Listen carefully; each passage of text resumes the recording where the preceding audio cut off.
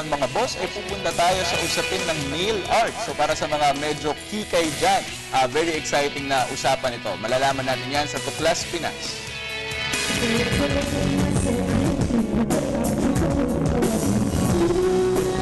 Isa na namang napakagandang usapan ang tampok sa ating programa ngayong araw na ito.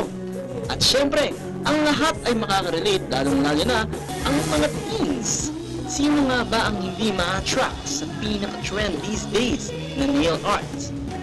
Ang nail art ay nagsimula noong 3000 BC, kung saan una itong ginamit ng mga Chinese, na sinundan naman agad ng mga kababaihan ng India at Ehipto, na hanggang ngayon ay kinakaadikan pa rin ng mga maraming Pinoy.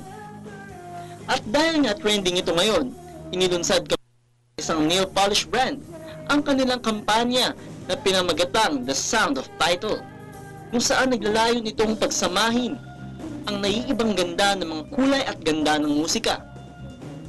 Ayon sa manager ng produktong ito, maging highlight na nasabing campaign ang kanilang iba't ibang nail polish collection na tinatayang may 72 bright trendy shades na nagagamitin ng mga kalahok na babae bilang instrumento upang mas lalong mapaganda ang iba't ibang genre ng modernong musika na kanilang ipapakita sa buong Pilipinas.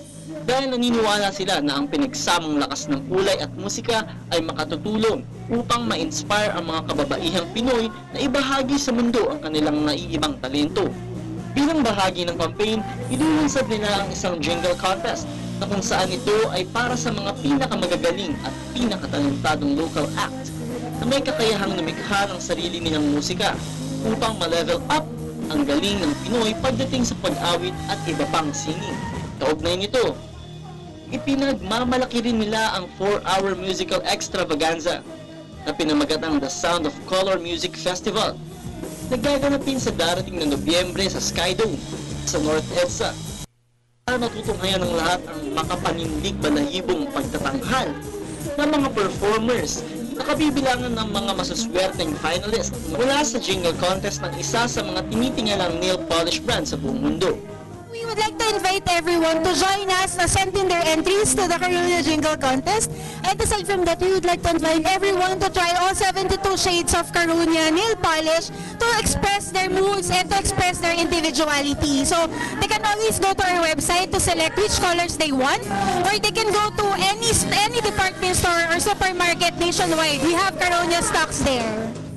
Isinagawa ang kampanyang ito upang mapatunayan kung gaano kahalaga sa isang tao na magkaroon ng self-confidence na siyang magsisimula sa malayang paghayag ng sarili ng may pagmamalaki at may pakita sa mundo kung sino nga ba siyang talaga.